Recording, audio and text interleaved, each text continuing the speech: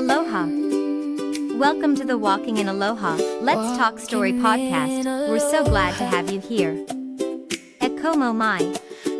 Now here's our podcast host and award-winning author, Michelle. Aloha, everyone, and welcome to another inspiring episode of the Walking in Aloha Let's Talk Story podcast, where we share transformational stories of faith, resilience, healing, creativity, leadership, travel, culture, and legacy. I'm your host, Michelle Ebalaroza Kawano, award-winning author, speaker, certified coach, and human rights consultant. Today, I am so excited to welcome Suriati Supani. Suriati is an international speaker, author, entrepreneur, travel expert, and culture ambassador.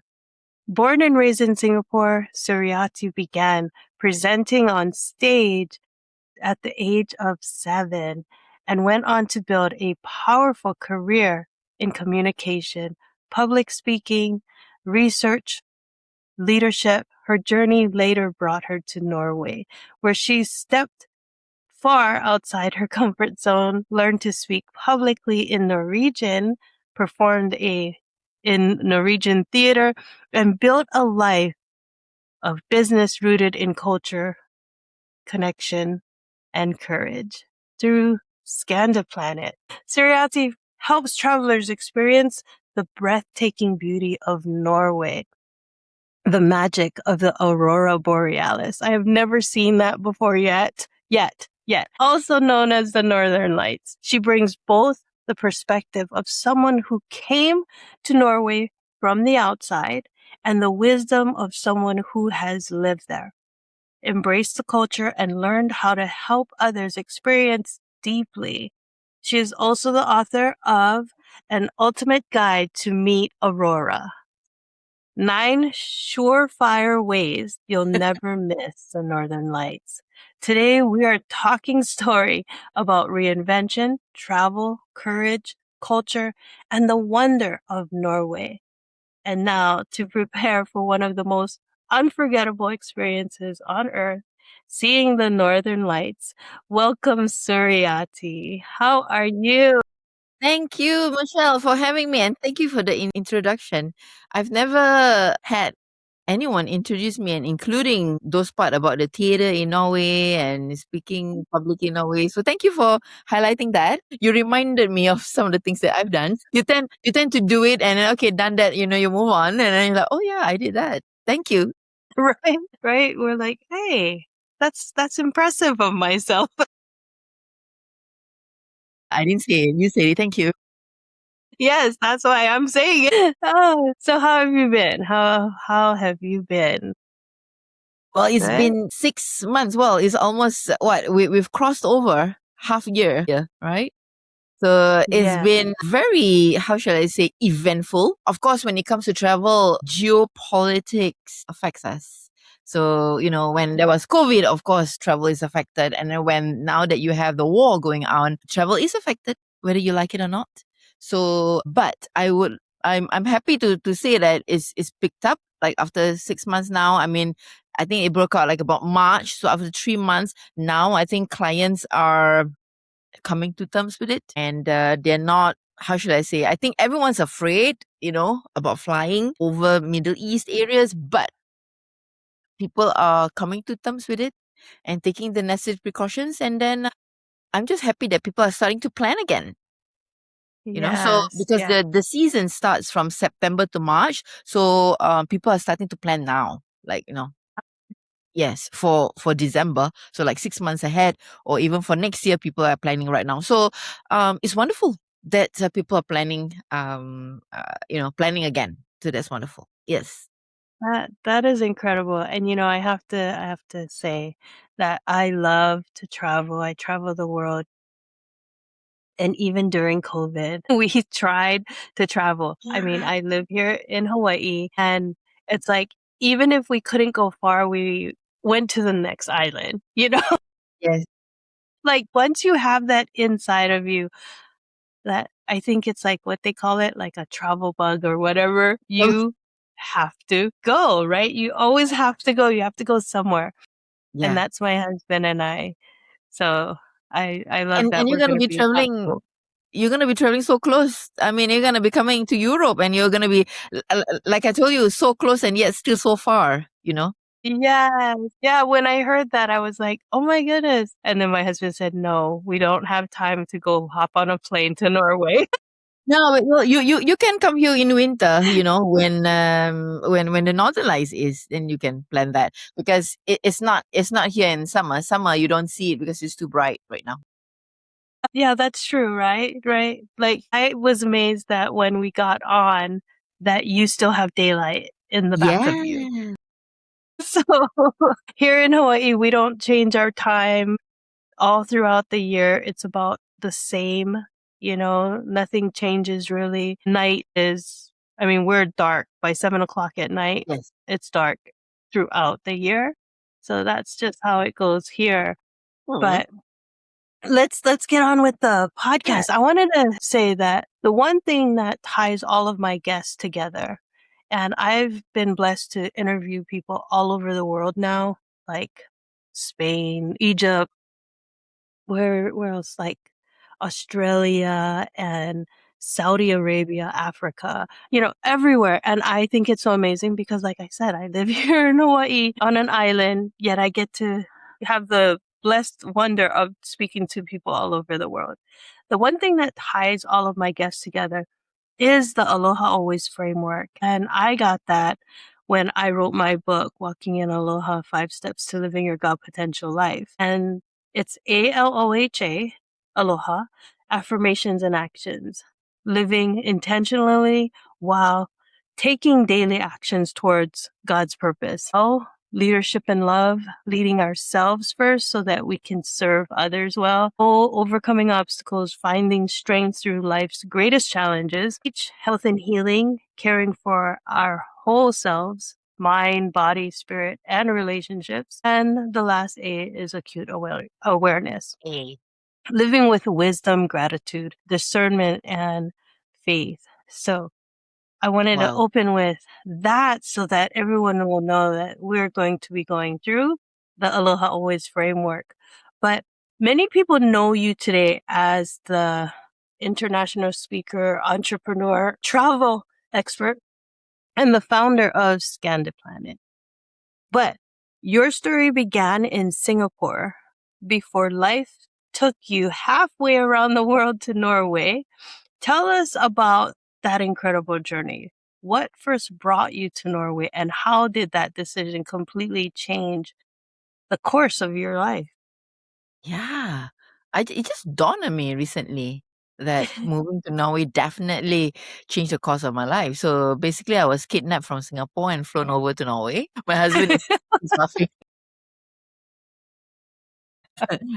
And love makes you do stupid things. So, I was moved from sunny Singapore where just like Hawaii, it's sunny and then it's predictable where the sun rises at the same time and sets at the same time throughout the whole year. And now moved to Norway, whereby everything is so unpredictable, including the weather is unpredictable. And I think it felt like riding with your left hand. I mean, considering I'm right-handed, right? So everything Yeah. was, I was thrown off guard. I mean, totally whatever that I'm used to that I take for granted, right? And hey, no, like electricity. I live we live in a village. I would call it a village. It's about 1,000 persons only. And coming from Singapore, where, the hustle and bustle and lots of people are going around like ants sometimes. And where we live in blocks of flats, right? And you can actually hear the train going sometimes, and here is like nothing. So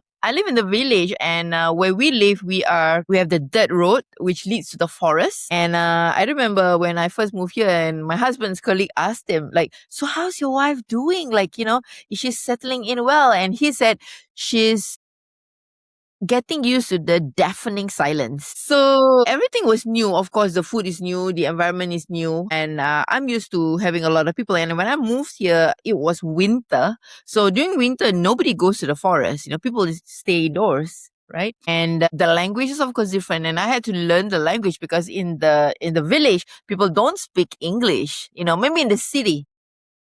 Maybe in the city that, in Oslo is okay. You can get by without knowing the language. But in the village, no, not at all. People expect you to speak their language. So I had to recreate my whole identity more because out of necessity.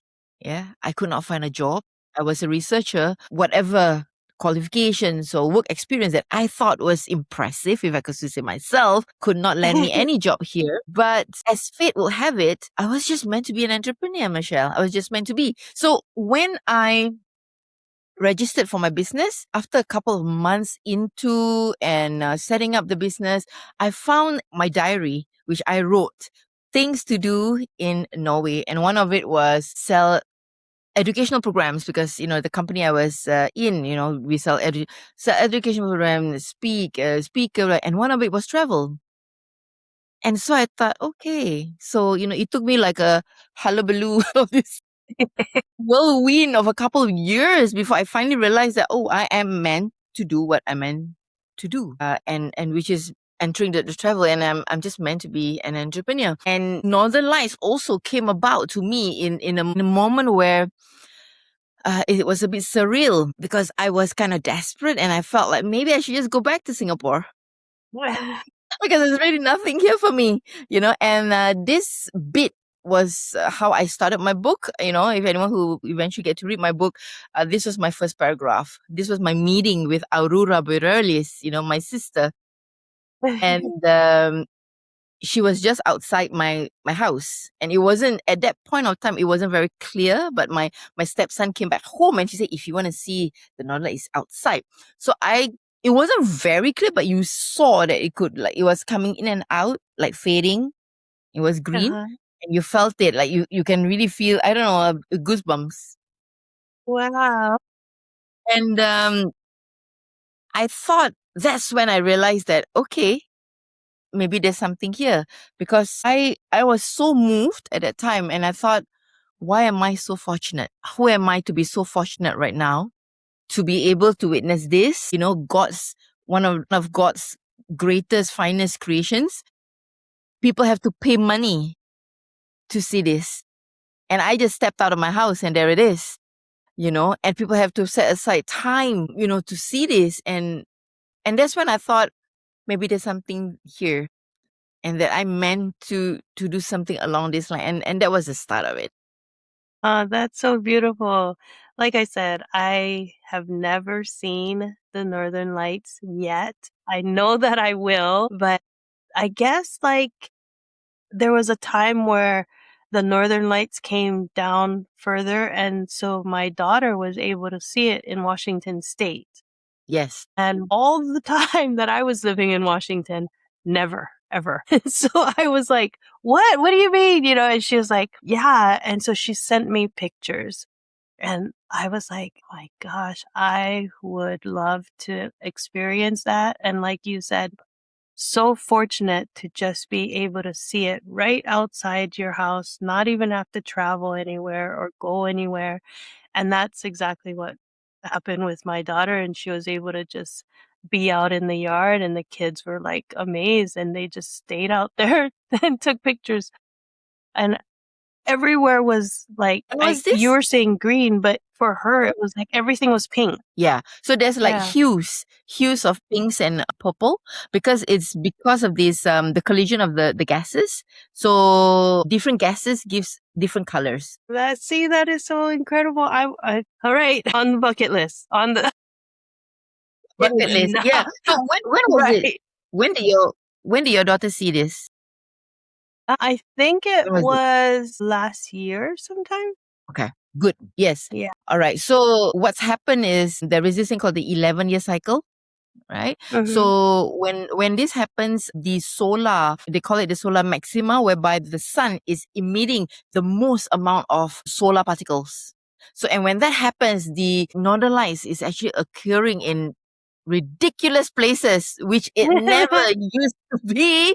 You see, at that time when I saw it, it was very faint. But in the last few years, where the 11-year cycle is, progressing, we saw it very clearly here, like, and after a while, it wasn't like, I don't want to put on my jacket. We just opened the window and, we just saw it from the comfort of our bedroom. But it is showing up in places like, it hasn't been in France, in Portugal, because Northern Lights is usually contained to the northern parts of the world only, like Russia and of course Yellowknife in US, some places only Finland.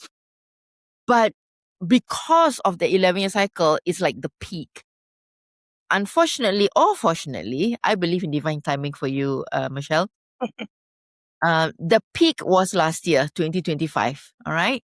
So if you are thinking of catching it, 2026 is still not too bad because we've just passed the peak. So 26 is still an opportune timing. But of course, if you were to wait later and later too long, then of course, the intensity will not be as great and the frequency of its happening will not be as great as well. Yeah. But if you're thinking like maybe 2026, we just crossed the peak, there is hope. There is There hope. is still hope. And there But is always I time. believe I know in that. divine Yes, me too.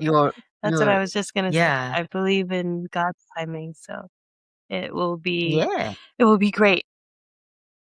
for sure. Affirmations and actions. That's the first A in Aloha. So like we were just like talking about, that you left everything familiar in Singapore to build a new life in Norway. What was the affirmations or mindset or belief that helped you to embrace such a big move? I think deep down inside, I think when growing up, I believe my mom has instilled in us that you're a fighter, that you'll pull through anything and everything.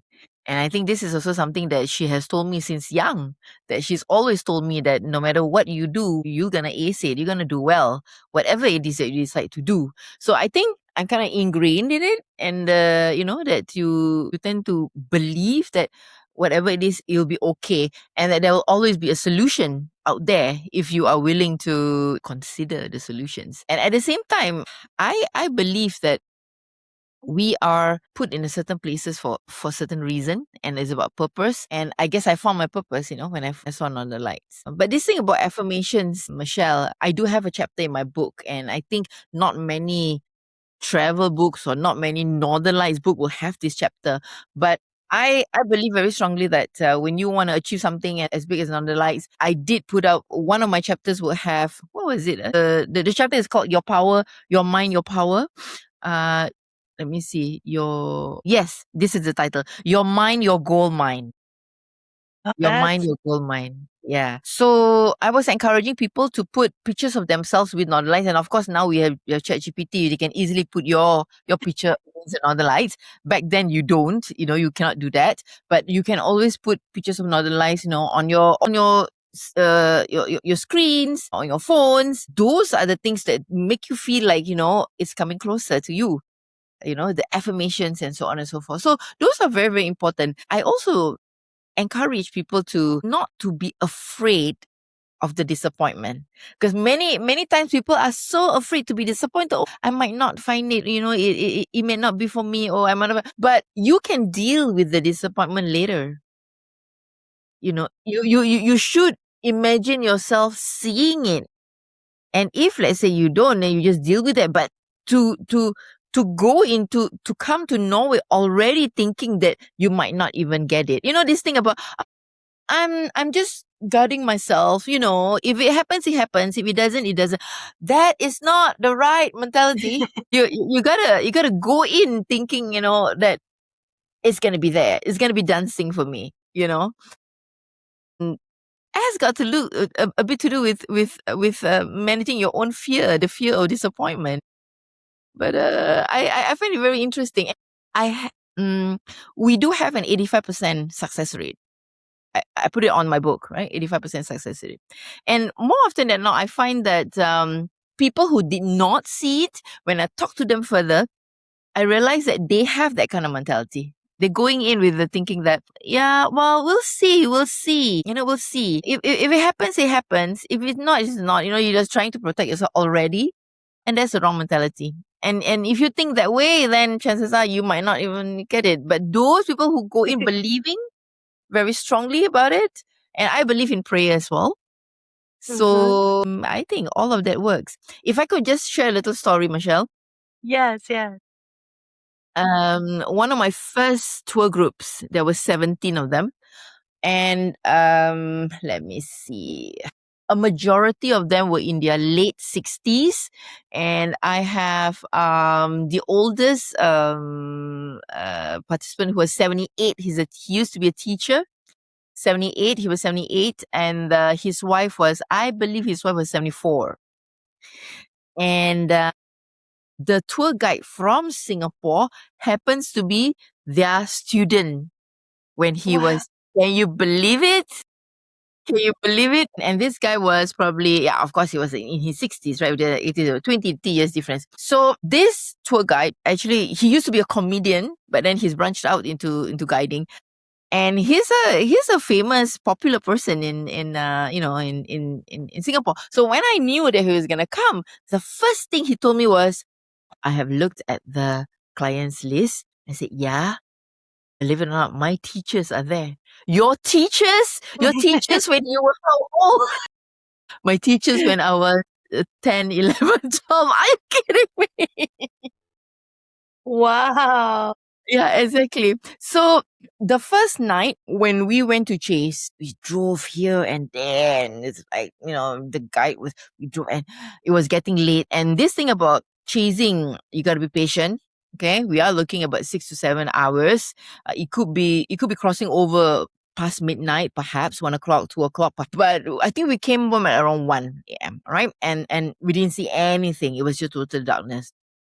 And second day, this was the last night because they don't want to go one more night. I always encourage people to go 3 times, but they don't want because it's too hard, it's too harsh, it's too cold, and you got to put on these snowsuits, So the guide made a very strong prayer, and I remember he said, God, we are all here we are all senior citizens here. We have no idea when we're going to come back here, or do we even want to come back here again, whether, our health, our bodies will be able to allow us to make this long trip and to be able to face up to this harsh weather. Please grant us the opportunity to see your greatest gifts, because we do not know whether we will be able to come here again in our lifetime, because most of us are in our what do you call twilight years. You know what, Michelle? And I heard the guide talking, and she was also stepping up a game, right? Because she knows that this is a lie, and she wants to make sure that the group sees it. So I heard her speaking in Norwegian to the other guides, and she says, we've gone round and round. Yesterday we didn't see anything, and right now we're going around and we still don't see anything. And the other guide said, come this place, we are leaving. So you have the whole place, because it's about, light pollution as well. We don't want to be clicking. Yeah. So we are leaving. You come here, it's still going on. You know what, Michelle? That show was one of the longest shows I've ever seen. It was about 40 minutes. Wow. 40 minutes. And it was very clear and very strong. The guy, when he was interviewed and he came out on TV, and I remember he said it was almost like seeing a painter. The painter paint and then it's wiped off. He paints again and it's wiped off. That's what it was about. And it was so clear. The formations were clear. And Northern Lights is not just about the formations. It's not just about the color. It's also about the speed. Certain nights, it could be really fast. The formation comes and go. They call it the curtains, right? Okay. So the curtains will come out and then it will wipe out again. And it will appear this side or appear that side. It will go very fast. But some nights, I've also experienced where there are no formations, but basically from a time that we are sitting around, drinking hot cocoa, pitch black, and suddenly it's just green. So it's just slow. It just moved, and suddenly, after a while you see there's like I remember it was like, how should I say, the valley, right? At the valley you see this green ball, and then suddenly the whole sky turns up. So it could be fast, it could be slow. So which is why for me, I will highly encourage that people go for the chasers at least 2 or 3 times, because it's never the same show. It could be different colors, like your daughter saw it pinks and purplish. Some people or only green. And then is the speed as well, fast and slow. It's also about the formation. So it's not the same. No two nights. I love that part, that no two nights are going to be the same. Like those curtains that you talk about, I only seen it in pictures, but to see that, I mean, it will never be the same. It will, so people can have their pictures and everything like that, and it'll be different for every single person.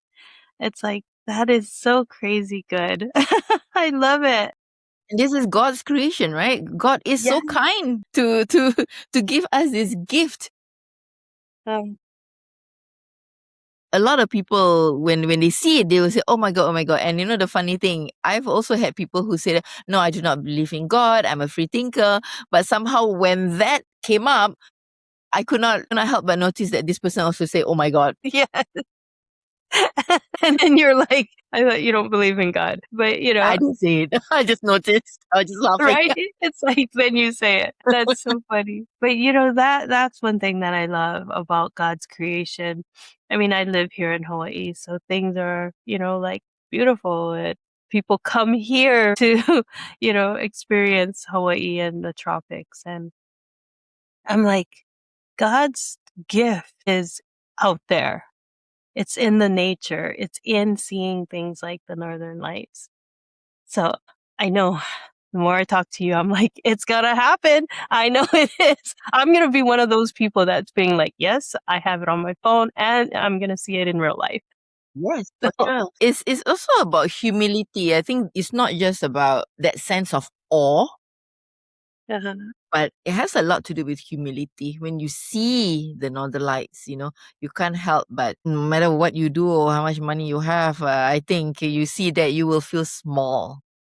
You can't help but feel small because of how majestic, that show is. It depends on what kind of show you get, right? Yeah. Majestic it is. And knowing that this is not your laser show, my friend. This is nothing man-made. Right, right. Yeah, that, and you can't help but feel really, really small and humble. And also, it's a sense of gratitude that, who am I? Like, that to get to experience this, how fortunate am I? So I think that is the feeling. Stalin is in the feelings when it comes to seeing the Northern Lights. I don't know about other tour guides. For me, I probably wouldn't want all my clients to see it because everyone's facing up, but I tear each time. Every single time I'm tearing. Every single time, because I don't take it for granted, because I have been on tours with groups where they didn't see anything. And we went for 4 chases or, many nights and long hours. They didn't see anything. It was so underwhelming. And then there was some other groups whereby we see it 3 times and 3, massive shows. So it's not something I take for granted. So each time I see it, I will be tearing. My clients will not see because they will be busy doing this, and they're looking up at it. Oh yeah, but I will be tearing each and every time. There's a certain spirituality about the Northern Lights.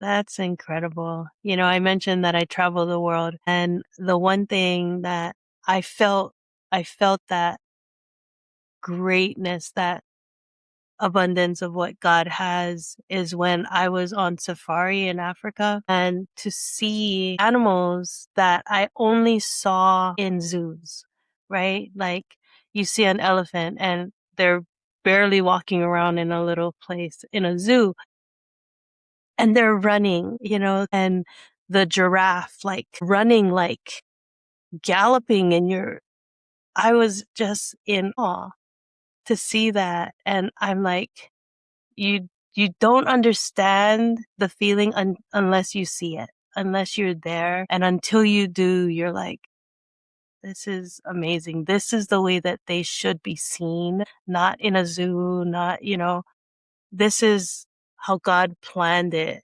where they're out in their environment and they're moving freely. And I mean, to me, I've always seen the giraffe like upwards, right? You're like, so tall, so tall.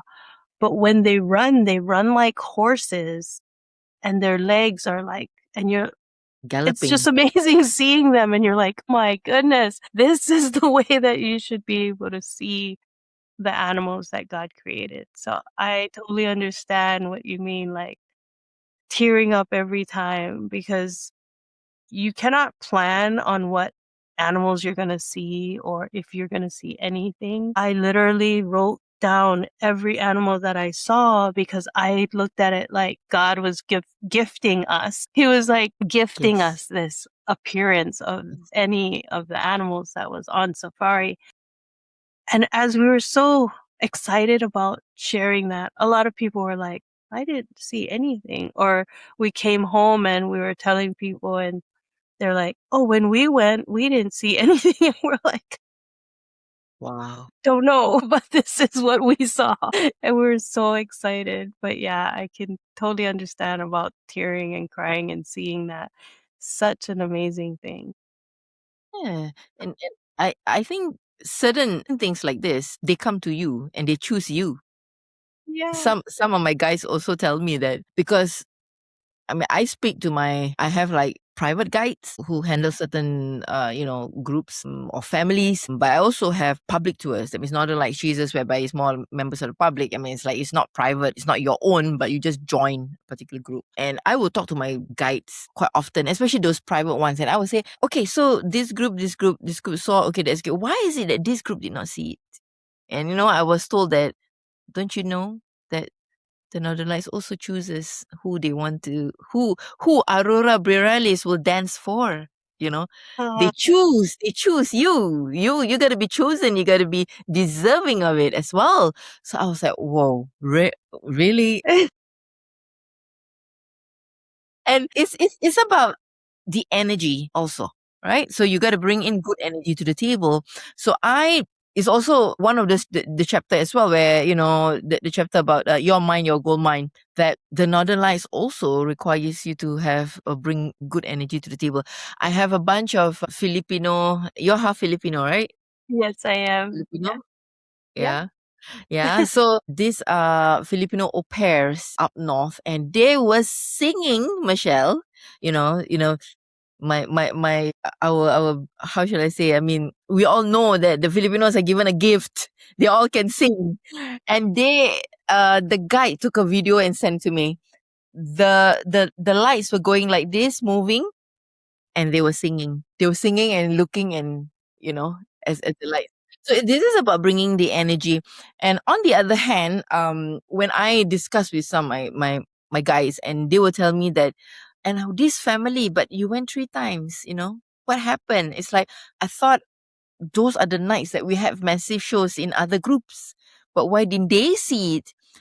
And then he told me they were not nice. I was like, oh, really? No, that group was really not nice. They were not gracious, a little bit, a little rude. So maybe that's the reason why they did not see it. Even though I went with them 3 times, I said, okay, yeah. So this is nature, right? This is nature. Yeah. So it's not man-made. It's not like, like the Taj Mahal is man-made. You go there, you'll see it. The Great Wall of Exactly. China, you go there, you'll see it. That's man-made. But when it comes to nature, Aurora Borealis, she chooses. She chooses who she wants to perform for. That is incredible. I love the way that you say that she chooses who to dance for, you know? And like one of the things that happened on safari was we were driving, and I'm the one who's told the driver, like, because we always have our own private guides. And so it's good because then you get to tell them, like, hold on, wait, I'm going to, like take a little more time here, and you're not with a group. So I like the private ones. And I'm the one who actually told him, like, stop, reverse, because I saw a male lion in the bush. And he's like, what? And he's like, what? Where? And I said, back up, And so he started like going backwards slowly. And I was like, right there. And he goes, how did you see that? Like, I'm not So a trained sharp. guide. Yeah, it's like I'm not a trained guide or anything, but I saw the lion like sitting in the brush, and he's like, "You got a good eye." And I'm like, No, God is good. God is good. So You're yeah, we making had a me whole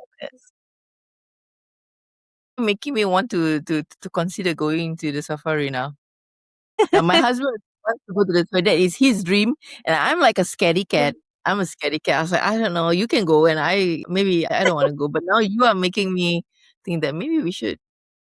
Yeah, it is incredible. So I think you're falling I out a want to little go bit, there, see the Michelle. lights, and you can go see the animals running. But yeah, that's so incredible.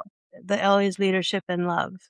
So you speak so passionately about Norway and the Norwegian culture.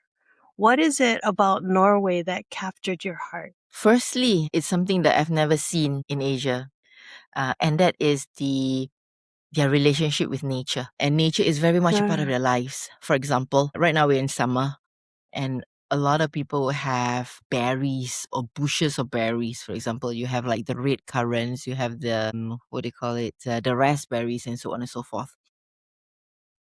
Sometimes my neighbors will invite me. They say, you know what, I've got so much this year. Do you want to come over and pick some of these red currants? Right. So, and she would say, okay, pick some more, Suriati, like more buckets. Okay, we pick some. And then she said, okay, I think this is good. I have taken some, everyone's taken some. So she had a bit of a netting initially, but after that she said, okay, now I'm going to remove the netting because the rest, the birds can have it. So there's always this connection about, thinking about the birds out there, that they can now feast on the berries. The other thing is nearing to Christmas, for example. They call it this hack. Basically, it's hay. They make it very pretty. It's like, Christmas, look very Christmassy, and then they have like a nice bow. But the idea is that you should have this hanging somewhere, trees, so that while you are having a very nice meal during Christmas Eve or Christmas, the birds will also have something nice to eat to help the nature, because in winter, of course, you don't have berries, the not many leaves, so the birds are struggling to find food. So it's this constant relationship and coming back to nature. The other thing is this concept of free loose leaf. Free means free, and loose means air, and a leaf means life. So the life of free air. It doesn't mean that, it basically means the life outdoors. We talk so much about detoxing, digital detoxing, but the Norwegians have understood this a long time ago. So they would have cabins with no electricity, with no water, no electricity, because you don't need to go on your phone when you are in the cabin. The whole point is for you to go on your detox. And they actually do this pretty much. Some people do it every week, because while most people will be going to running off to their cabins like maybe on Fridays, sometimes you will see a long queue on the highway, and it's a Thursday. People take even longer to detox. And this is your opportunity to just be one with nature, be one with Mother Nature, and you just detox, and no electricity, no TVs, no gadgets. They have figured this out. I mean, digital detox seems very fashionable, but this is their way of life. A lot of people, especially people who live in the city, they would definitely have cabins, and they would run back and to get their, what they call it, what I would say, their Mother Nature fix. Yeah. So this is free loose leaf, which is a big part of their lives, reconnecting with nature. And at the same time, they are also constantly thinking about, nature, the animals out there. So there is something very intrinsic in them, in how they are raised as well. And I believe this is also the reason why they are considered as the happiest people in the world based on Forbes. So Norway, Finland, Denmark, and Sweden. So these countries they are playing a game of passing baton, right? So it's like maybe this year is Finland and next year is Norway, and the other way. Something that I find very, very unique, and which is why my company is called Scandi Planet, Scandi for Scandinavia. And I truly believe it's almost like they are living on a planet of their own. Wow. Yeah. That So is that's how incredible. the name came about for the company. I just love that. I like I said, I live here in Hawaii and Mm. we have that, but life keeps you busy. And then when was the last time I sat at the beach or actually got in the ocean? Things like that. But having that time and making time to get away and have your Mother Nature fix and, like just be in nature where God's creation is that to me is so, I love it. I love it. And you founded Scandiplanet and you help travelers chase one of the greatest wonders of the world. I mean, God, like you said, I love it. I'm an artist.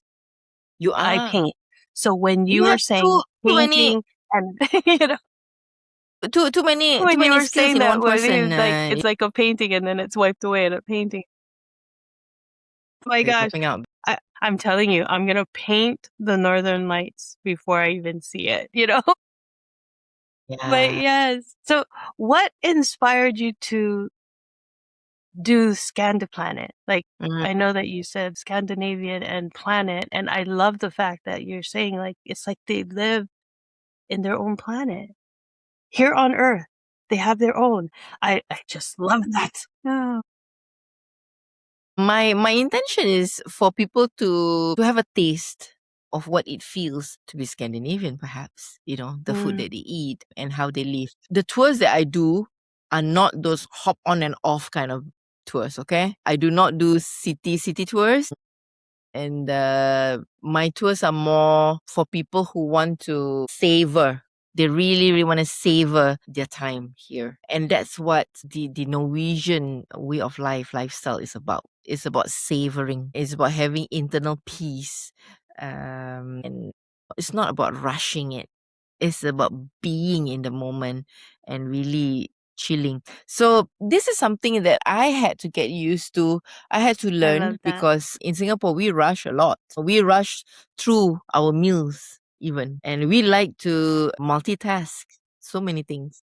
Yeah. So, it's like when you're eating, you're going to watch Yeah. something and you're going to do this. Oh, you got to multitask all the time. So I had to learn this. And I remember when I first moved here, my mother-in-law would keep telling me, schlap off, schlap off. Schlap off means just chill, just relax. Because, the mother-in-law is in your house. So it's like, do you want me to get you this? I made this and, or shall we sit there? And she's like, schlap off, just relax. And I think for the Norwegians, relaxing is a serious business. Do not play punk. Don't mess around with the downtime. Do not mess around with the downtime. When you have this downtime, you got to honor it. You got to savor it. You got to be in the moment and really internalize that moment. So just like free loose leaf is about being outdoors, right? And even in winter, and people might be thinking, oh, you're talking about being outdoors in summer. No, even in outdoors in winter as well, because it is not uncommon for people to make fire outdoors in the snow and have coffee outdoors and just enjoy the silence.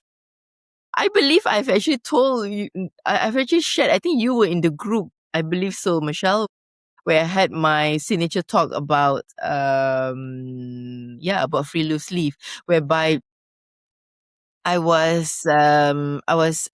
were invited to a friend's house and it was winter. It was actually my first or second winter.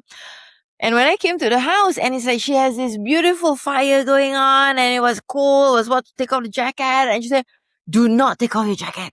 I've actually made a beautiful bonfire outdoors. I'm like thinking, are you kidding me? What's up with this? It's so cool.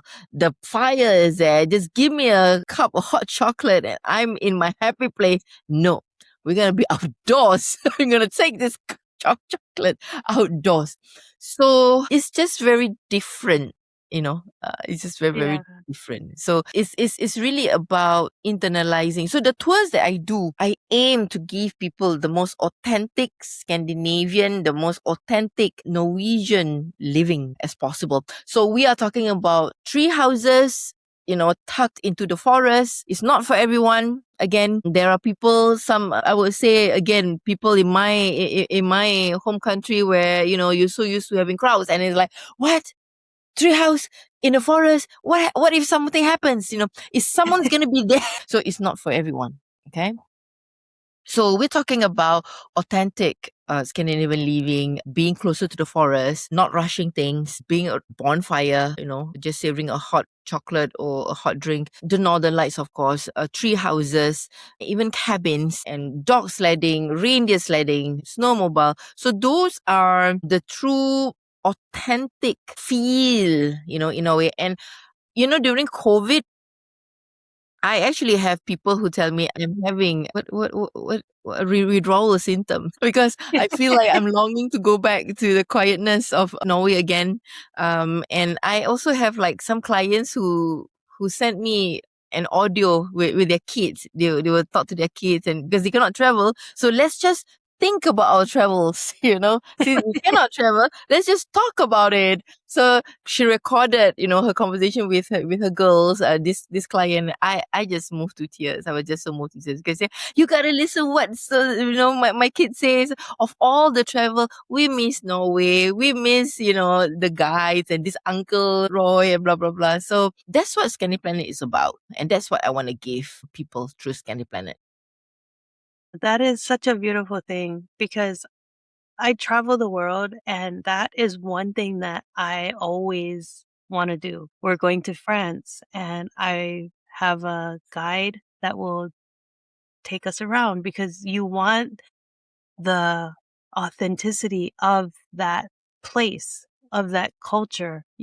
It's one thing to be a tourist and you can see everything that the tourists see, but then to have someone who lives there, who Yeah. knows everything, takes you to the places that they go to. We were in Italy, and one of the things that we asked was, we don't want to go to wherever all the tourists are because we've been there, we've done that. Take us somewhere where you go. You Yeah. know? Yeah, and so he actually took us to a little shop, and we sat outside on those little tables, and there was hardly anybody there, you know? But yet we sat there and we had, I forgot what it's called, churros. Churros? I don't know. The Yeah, churros, the it's like crispy the one? yes, Churros. yes, it's Yeah. churros. Yeah. We had that, and I was like, "Oh my goodness," you know? So things like that, we always do ask, and so like I said, getting a private guide, getting the authentic, like you said, the food, sitting outside, the tree houses, that is the kind of travel we do. The That is the kind of igloos as travel we well. do. The Yeah. igloos. Because the igloos will allow Wow. you to feel as close to nature because it's open, right? It's see-through. So it has this feeling like, of being indoors, but feeling like almost like you're outdoors. So that's the uniqueness of igloos. Yeah. See, even that, like, you don't have igloos in Hawaii. You know what I mean? My husband has So, been to Hawaii, by the way, when he was young, in his yeah, 20s. He's been to Hawaii. that's incredible. That's so good. So good. So the H in Aloha, Mm-hmm. I, you know, did I skip something? No, overcoming obstacles. So overcoming obstacles, like you said, many travelers dream of seeing the Aurora Borealis, but worry that they'll miss it. Mm-hmm. What makes planning a Northern Light trip different from planning a regular vacation? Mm. And I think you When, spoke a little bit about that, like yeah, having the mindset, right? for sure. For sure. Yeah, I will be sharing a lot more of this in my upcoming webinar, which happens on the Nice. 22nd of July. So I will be talking about the common mistakes that reduces the chances of people catching northern lights. And I will also be sharing some industry gimmicks, the marketing gimmicks that people do, which actually misleading. Mm. So I'll be talking about that, two main things. So the industrial gimmicks, marketing gimmicks, as well as the mistakes that people tend to commit. But let me just share one mistake, okay? Firstly, people feel like they want to drive and look for the northern lights themselves. Okay, so this is to me quite a big mistake because especially for people who have not been driving in the snow before. My fellow friends from Asia, for example, who have only driven, in tropical areas. So it's a whole different ball game when you're driving during snow, because on the sides, right, the trenches, sometimes the snow covers up, and if you're not sure, you're not used to it, you might fall off into the trenches, or you might skid, and it's also quite slippery. At the same time, when we're looking for northern lights, we are going into the villages where there's not many people living, more remote areas, and should anything happen to you or your car, then you're going to have a problem finding help, you see. So I think that's like the biggest mistake. People feel that, oh, they want to go and find it themselves. It's just like when you are cutting your hair, you want to leave it to the experts, right? And let the hairdressers cut your hair for you because they're the experts. It's the same for northern lights. Firstly, you do not know the place. Finding the northern lights is about being at the right place and at the right time. So why not let the guides find it for you? At the same time, I shared a little bit just now in the example of the guide who did the prayer, right? So the Northern Lights guide called. He called for reinforcements, called for help. So when you engage one company, it's almost like as if you are engaging many companies, because they are going to be talking to one another. The competition is in finding the clients, but it's never about finding the Northern Lights. We want as many, even for me, I want as many, even people buy from me or not. I really hope that you will come to Norway and see the Northern Lights, because at the end of the day, I think what we want is that for people to tell others that, where do you see the Northern Lights? Oh, you saw it in Norway. We want that. So for the guides, they will be helping one another, in spite of whether they are, same company or not same company. All the guys will be helping one another. So when you engaging one company to chase the Northern Lights, it's almost like as if you are engaging several, because you'll be talking to one another. So I think I've shared 2 tips now. Yeah, definitely, definitely. When I mentioned the safari, Yeah. when I saw the male lion, because he said that's not often seen, you see a lot more of the females and the cubs. Mm. He got on the radio and he called other people. Mm. And, it's just because of that, like you said, when you engage one company, you're literally engaging a lot of, all the others, because he called. And so other people were able to see that lion. And so when we got back and, we're talking about it over dinner, and they're like, oh my gosh, we saw this lion and all this. And we're like, yeah, we were there. And they said, you were the one that called, because a call came in to them. Mm. And so they rushed over to go see it, So yeah, that is amazing. I love that. And no, really people don't think about that, in how, when you have a guide, when you choose to hire a guide, it is that way, where you are not just hiring that guide, but then they engage other companies also. Mm. So it Mm. just makes it better for you, right? Better for you as the person who's coming in. So important to know. And you're right, they don't know the area. Yeah. You don't know the area. Can you imagine if we said, oh, well, we'll just get a car and try to find all these animals ourselves, or, Mm. find the Northern Lights? No, leave it to the experts, I say. Exactly. And speaking about animals, there's a lot of wild animals that's crossing, during winter, because they're looking for food. Food is Oh, scarce. yeah. And we could be, if you're not alert, you could ram into a moose, which could be like 400 kilos, 700 kilos is a huge animal. I mean, if you that lucky, because sometimes when I'm driving, suddenly there's a deer in the middle of the road. And when you see one deer, usually there'll be like 2 reindeer or deers, crossing over. But if it's a moose, it's so huge. I mean, you don't know, and it's dark, some of these places. So that's not good as well.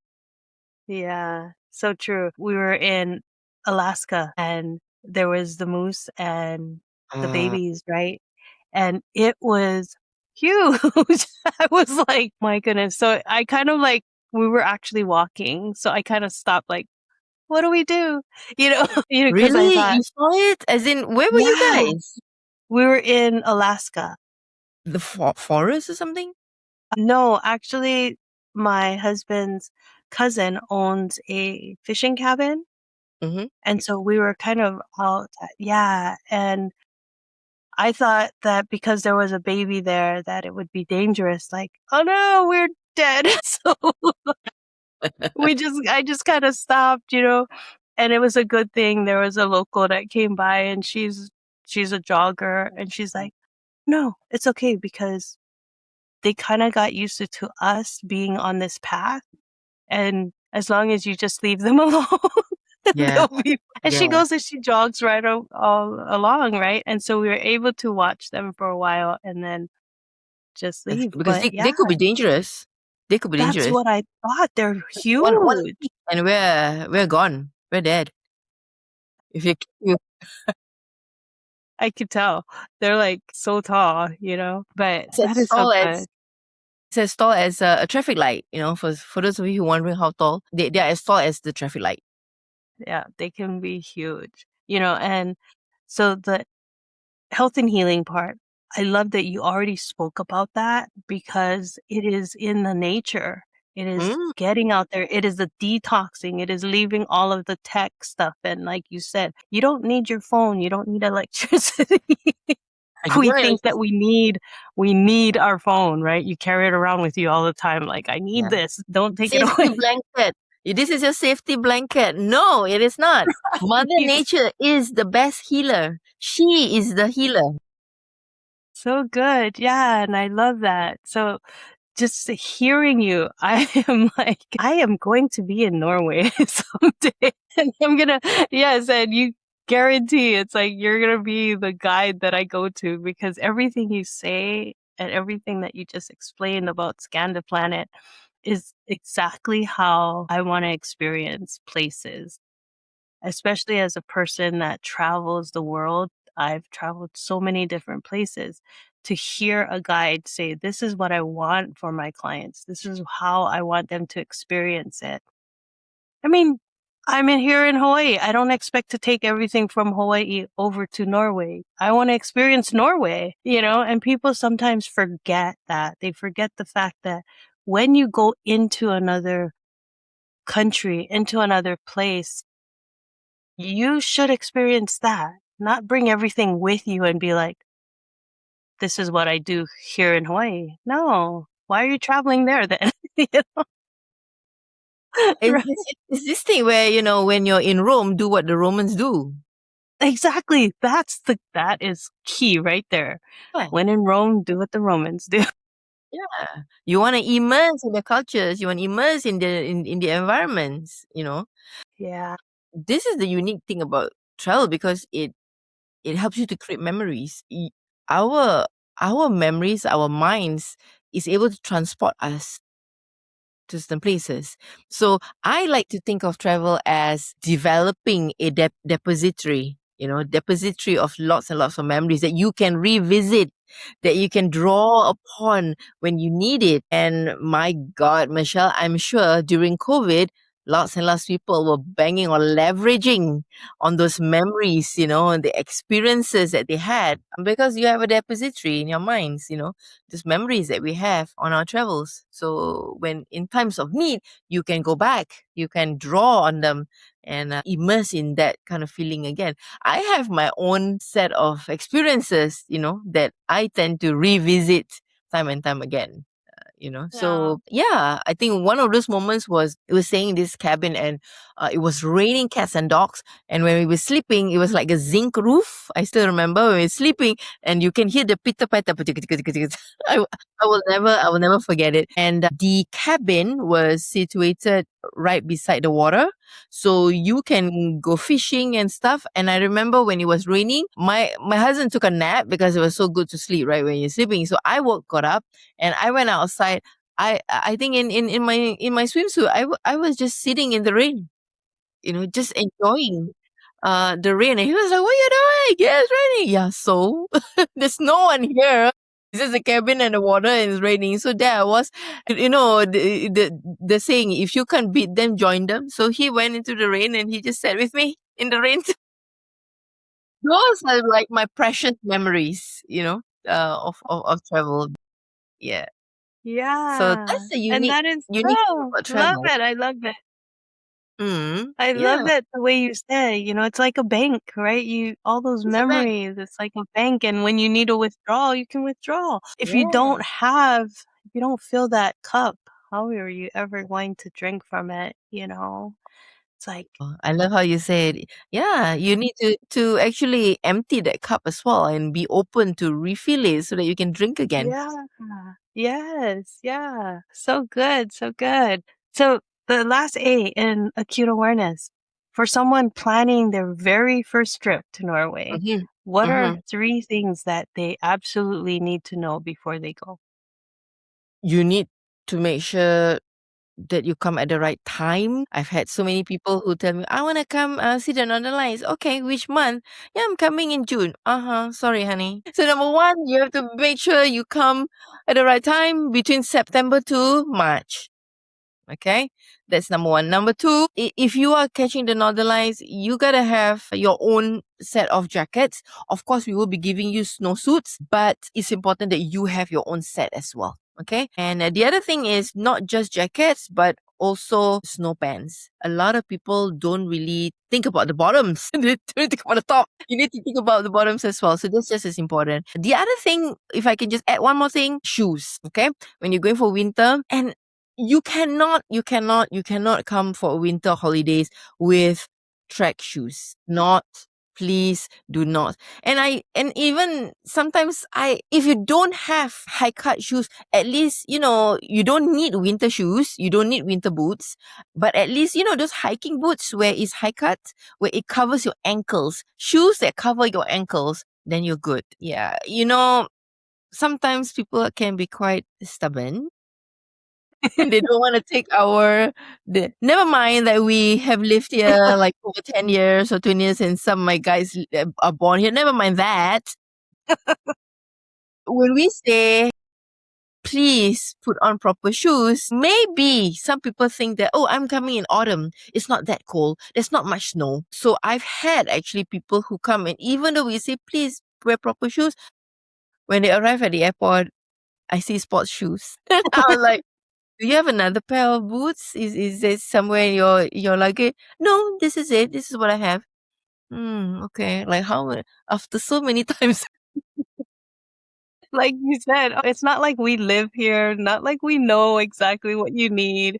Don't bother listening to us. Boy. So I still it's dangerous because the snow and it could be slippery, and sports shoes are actually quite slippery. What just rubber. So, Yes, important to listen to your guide. please. The person that actually lives there. It is so very, very important. I It's have not people come about to Hawaii. I have yeah. people come to Hawaii, and of course, everyone's gonna go swimming. They love the beach. They're thinking, I'm just gonna jump Mm, in. yeah. And I always, always tell them that there is currents, there is undertow, there is things in the water that you don't see from the top, right? Oh my So it's God. like you really need to pay attention to that. And so one of the girls that she called me and she's like, "Oh my gosh, I'm coming, my family." And I said, and I know that she has young kids. So I said, there is currents in the water that may start pulling you out. And when you find that you're going to panic, you're going to want to start paddling back in. And what's going to happen is you're going to run out of energy because the current is just going to keep pushing you back out. And Scary. so That's so yeah, scary. it is. It is. And so I tell them, I said, you ever feel that? Remember what I tell you. Remember what I tell you. It's like the shoes. Remember what I tell you. You're going to relax. You're going to let the current carry you because all it is doing is pulling you just to another side of the beach. Mm, Once you're out of that current or you swim against it, not with, like just cross it, not like fight it and swim against the pull. I said, you're going to be fine. And I said, I just tell you this in case, right? I just tell you this in case. And she told me, she goes, oh my gosh, I was on a boogie board and I put my son, a little one now, under her so that she could paddle out on the boogie board. And then she was trying to come back in and she couldn't. She was like, oh my gosh, I was paddling and paddling and paddling and nothing was happening. It felt like I was just in a standstill. Then I remembered, oh my gosh, this is what Michelle told me. And so she relaxed. She ended up just coming right through it. She could feel that the water wasn't pulling her anymore. And then she ended up back on the beach. And she was like, if you didn't tell me that, what would have happened? Yeah, So oh my God. yes, people know because they live there. They're there, right? You live in Norway. You know the importance of the proper shoes. Listen. That's what people need to do. They need to listen. And Yeah. it's very, very important. So good. You have a webinar you mentioned that's coming up on the 22nd. That's 10 Second. days from now. Yeah. So yeah, tell us about that webinar and how can people like connect with you? I know that you were going to drop something and I will put it in on all of the show notes. Tell us. Yes. Thank you. Yeah. So it's going to be on the 22nd of July. Mhm. It is a Wednesday. I want to just give the timings, okay? I believe it's I don't know whether what time is US timing. It's actually good for all countries. So for the webinar, it's going to be at 2 p.m. Norway time, which is Central European time, the same as Paris and Sweden.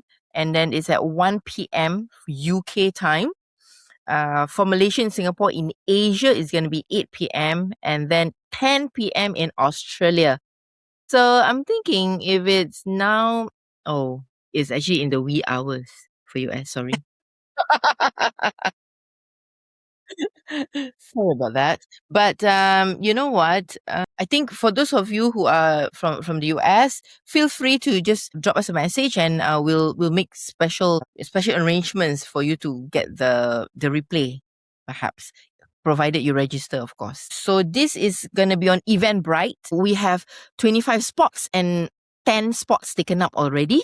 So we're halfway. So we welcome more people. So yeah. So we have 15 more spots. 15. We're more than happy to have you. And this will give you an opportunity to ask more questions about how to catch the Northern Lights. So what I'm going to be covering. So the title is the Northern Lights and the Solar Cycle 25. I've talked about the solar cycle just now, about the 11-year cycle, but there's a lot more as to how the cycle correlates with Northern Lights. As mentioned, I will be sharing about even more mistakes. I've shared a couple just now. I'm going to talk about more mistakes that you can avoid so as to increase your chances. I'm also going to be talking about the industry gimmicks, the marketing gimmicks around Northern Lights, which can be quite misleading. Mm. So those are So things that you important. need to take note of if you want to put a check on your bucket list, which is the Northern Lights. So important. So Yeah. good that you're doing that you're providing that for people, who even have maybe an idea, like maybe I want to go and I want to, know more. I never knew about the gases, like you just said, the different Mm, colors mm, because of the gases and the 11-year cycle and all of that. mm. Like I said, listen to your guide, hire the right people. That is important. We wouldn't be seeing all the things that we see or experiencing all the things that we experience if we never invested. This is about trust. Yeah, Michelle, it's about trust. I Yeah, mean, if you hire a guide, then it's about trusting the guide that they know what they're doing. exactly. So, so good. So when people look back at your life and work for, like many years from now, when they look back at your life and the work that you're doing, what do you hope that they remember about you and the Skanda planet and the legacy that you created? I really hope that people will invest in nature more, invest in their time with nature. I hope that will be my legacy. If there's because I talk about a lot of things, right? And you and me, we talk about a lot of things. We have a number of signature talks, right? Yeah. So on various different topics, reinvention, identity, and blah blah blah. But if there's one thing I would like is that they will get from me is that It's time to rekindle or reconnect with nature and trust that Mother Nature is the best healer. I hope that will be something that they will remember that they get from me. That is beautiful because, yeah, like you said, nature is the best healer. Yeah. And that's something At that least. we need to remember. That is so good to leave that right there. And thank you so much for all the information that you gave us and my vision of like the Northern Lights. I truly want to paint the Northern Lights now as an artist. It's like I just got to see your in my painting. brain. I want to see that painting. Oh my God. Yeah, I know, right? I'm gonna send it to you, I promise. But thank you so much. Thank you so much for being here on the Walking in Aloha Let's Talk Story podcast. So sharing all of this, it's just so important. And the fact of Scan the Planet, knowing that nature is where you heal, all of that is just so intentional, so important. And we can't replicate that. Like you said, you go to the Great Wall of China. Yeah, you're going to go to the Great Wall, you see the Great Wall, those things, all of that. But when you're in nature, you're depending on nature. You can't ask, dance for me right now. You gotta earn it. No, you can't do that. And so that's one thing that is so good to Michelle, not I have. realized that there's a reason why maybe I reached out to you. I had no idea how much you wanted to see the Northern Lights. I mean, you know that this is what I do. I had no idea. And I believe there's a reason why I reached out to you, unknowingly. And now I know that you paint. So you want to paint the Northern Lights. So there's something, this is going to be like a byproduct.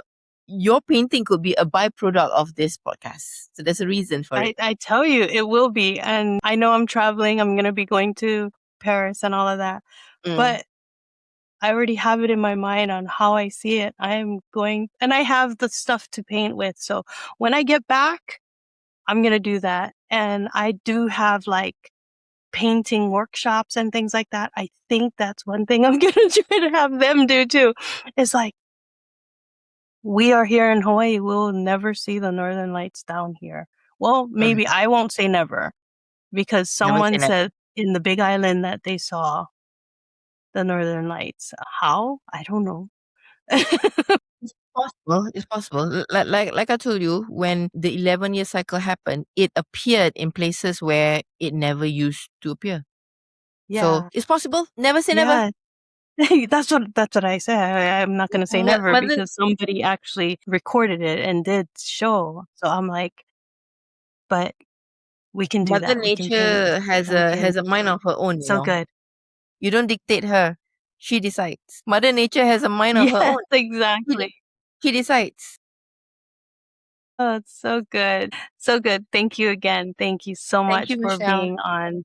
And everyone today listening and being here, maybe this is a dream that you had placed on hold for so long.